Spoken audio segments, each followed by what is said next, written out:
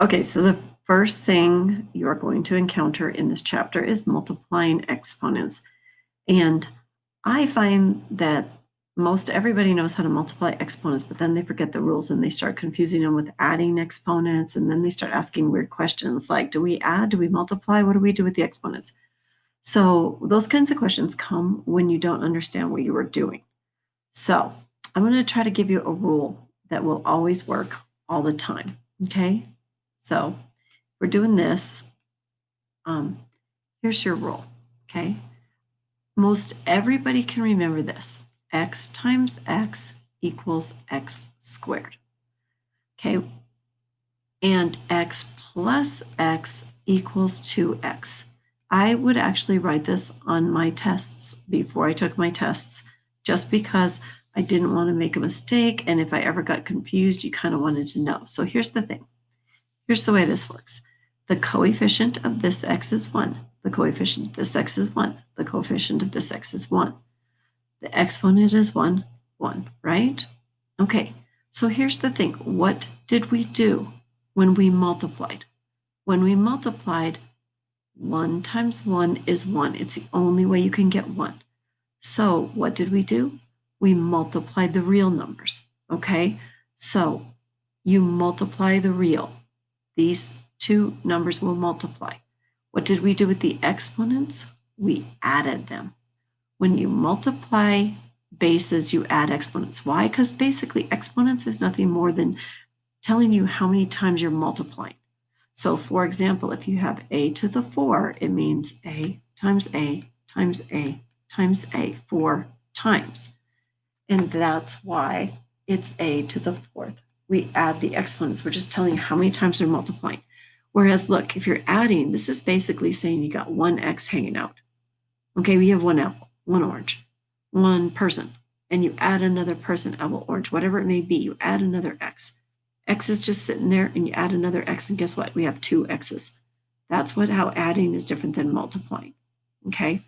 So once you know the rules, almost everybody can do it immediately. The trick is to remember the rules. And if you can remember this and write it down, you'll be fine. First of all, also, not first of all, but also I would like to give you the actual rule. A to the m times a to the n equals a to the m plus n. You will actually be expected to be able to do that kind of stuff with variables and know that. I could be even weirder, you guys. You could literally have star to the circle times star to the square, and that would equal what? Star to the circle plus square. You don't even have to have numbers. These are the rules. The base stays the same. You add the exponents, okay? All right, so coming back over here, we multiply our real numbers, which is negative 24. And then we have 7 u's here and 2 here, so that becomes u to the 9th.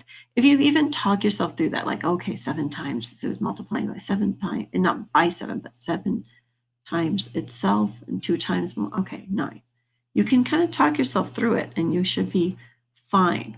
Okay, so here, now it's multivariate. Multivariate means multiple, many variables.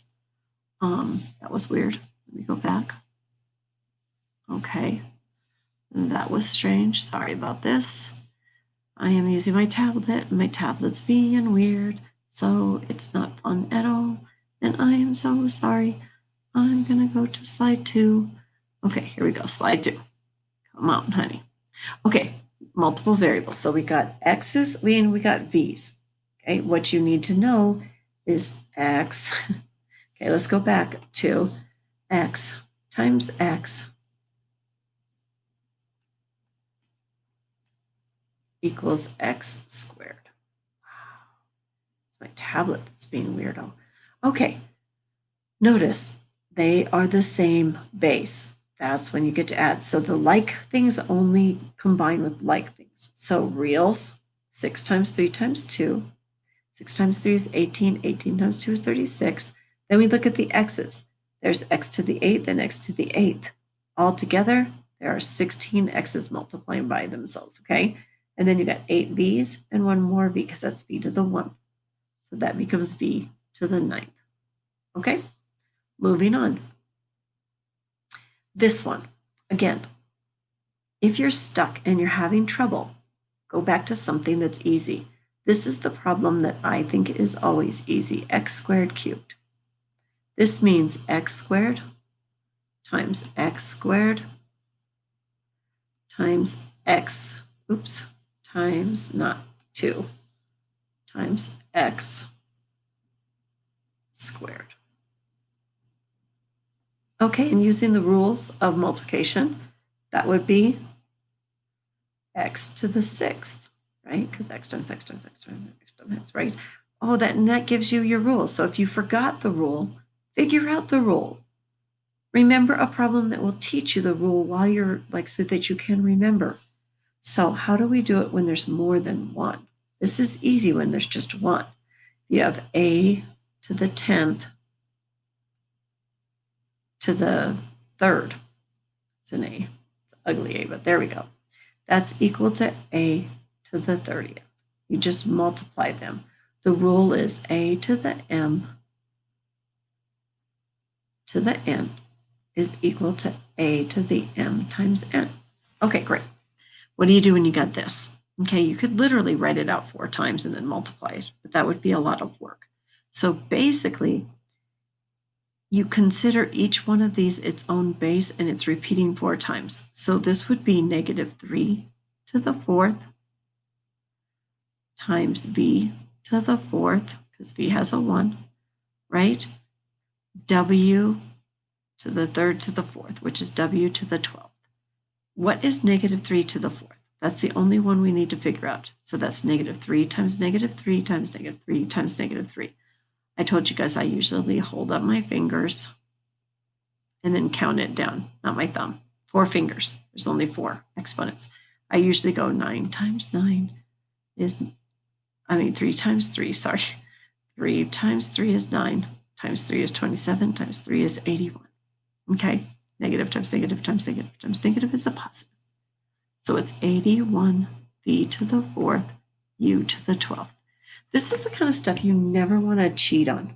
Honestly, you never want to go look this up. You really want to learn this very, very well, because from here on out, you're going to be expected to know this well. Okay, so you need to get your brain there. All right, so now we're going to be simplifying a ratio, okay, of multivariate monomials. Basically, it's just saying there's more than one variable and you need to simplify it. All right, simplify reals, simplify like variables. That's all there is to it. So in other words, 9 goes into 9, 1 times 9 goes into 27, 3. Okay, keep your tops and your bottoms separated. Don't think they jump up and down. They don't. There's a line. This line is like a pool, or these guys are in the water, these guys are out. You just don't jump them in and out. Okay? Then we have an x on the top and there's no x on the bottom. So far it's 1/3. We leave the x on the top, and then there's a y and a y, and they cancel because that equals 1. And then the z is left on the bottom, and that's the answer. Okay, if you have a cubed b to the 2nd c over a squared b c, okay, there's 3 on the top, there's 2 on the bottom. Okay, that means if we were to write it out, it would look like this: a times a times a, b times b, c. We wouldn't do this, by the way, this is silly. But a times a, this sometimes helps people understand though. And look, we would be able to cancel 1c, 1b, and 2 a's. And we would be left with a, b over, what are we left with? AB, just AB. And if it's over 1, it's just AB. We don't need to put the 1. All right, so now you have the rule for this. Okay, if you have a to the m over a to the n, you get a to the m minus n. That's it. So a to the 7th over a to the 4th is equal to a to the 3rd. Now you can actually use the division rule, which is subtraction of exponents, but truthfully, I mentally actually imagine 7 little a's up here and 4 little a's, and that 4 canceled out. and I'm left with a to the third. So it just depends on how you think of it. All right, here's another simple one, okay? It says simplify. Here, we don't want to get any negative exponents, so we're going to leave things where they belong. Like if they're bigger on the bottom, like there's more on the bottom, we're going to leave them there, okay? So first of all, 6 goes into 6 once, 6 goes into 48 8 times. So you have 8 on the top. Then there's 5 u's on the bottom. You don't need to write this out, but I'm just showing you. One of the u's will cancel, and you're going to be left with u to the 4th on the bottom. Okay? So you're just simplifying. It's very simple. Star squared over square cubed over star square to the 5th. What does that really mean? Star, star, square, square, square. Sorry, I can't draw squares with this tablet. Star, oh my God, and then I gave myself 5 to draw. Oh my gosh, it's really hard to draw them for some reason. Okay, I have to really think up, down, over, down, over. Okay, so 3 squares are going to cancel, and 1 star is going to cancel, and you're left with star divided by square squared. It's really good to be able to do math with shapes because then you're not tied to the numbers and you don't stay. You can step away and actually get the concept of the math. So I want you to understand that the subtraction division rule still works here, okay?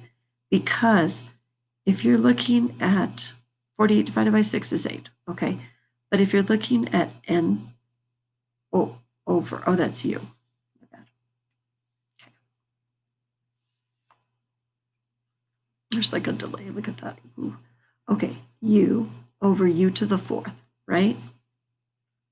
This is u to the 1, or u to the 5th. Actually, that's supposed to be u to the 5th. Okay, that would be u to the 1 minus 5. That's u to the negative 4. And if you remember by definition, that's this. Now, we haven't done that yet. They just really want you to understand it at this level. But for those of you that are thinking ahead, this is where we're headed. Okay? Next. Okay, here we go. Just again, similar basis, exponents. There's 3 on the top, there's 4 on the bottom, and they're going to tell you they want positive exponents, so no negative exponents. So 3 minus 4 would be 8 to the negative 1 on the top, but we're not going to do that. There are 3 on the top, 4 on the bottom, a on the bottom. B to the 5th cancels with b to the 5th. And that's it, 1 over a. There's nothing left on top. It's obviously 1, because these 3 go in, and there's 1 left over, correct? All right, and it's just 1 over a. My only worry with these on Alex is that you guys don't get enough problems, but hopefully you'll just be able to drill them into your head. Okay, so again, look at the real numbers, 16 and 12. What is a common factor that goes into both? 4. 4 goes into 16 4 times, 4 goes into 12 3. So let's draw the line and then keep the top on the top and keep the bottom on the bottom. There's 5 u's on the top, there's 4 on the bottom. Okay, that means these cancel and you're left with 1 u. V squared cancels with v squared, and that's your answer. All right, let's take a look at this one. Second question, last one of this multiplication unit, or not unit, lesson. What goes into both 32 and 56? Well, first of all, 2 does, but I bet 4 does as well. I'm going to go with 4. 4 goes into 32 8 times. 4 goes into 56 14 times. Wait, 4 goes into 5 1 time. There's 1 left over. 4 goes to 14. Yeah. Okay, so 8 over 14. Oh, wow. I got 8 over 14, but that's not reduced enough, you guys. I can still divide by 2. Okay, so I'm going to have to do that. There's u to the 1 on the top, u to the 3. So there's 3 on the bottom, 1 on the top. You're left with u squared. V to the 5th and v to the 3rd, you're left with v squared on the top. That's with positive exponents. Okay, we need to reduce this again. 4 sevenths. Can't leave any common factors ever. 4v squared over 7u squared. Now, for those of you that are rule happy people and love subtracting, this would be, if you were to subtract, you would get u to the -2, because 1 minus 3 is -2, and then v squared. But you'd have to change it to a positive exponent. So this negative would go on the bottom, u squared, v squared. Okay? That's how it works with the rules. Obviously, it would be 4/7. I just didn't put that in there because I was talking about the exponents. All right, and that's it for this unit. I keep saying unit, for this lesson. I know it says I have 10, but I don't.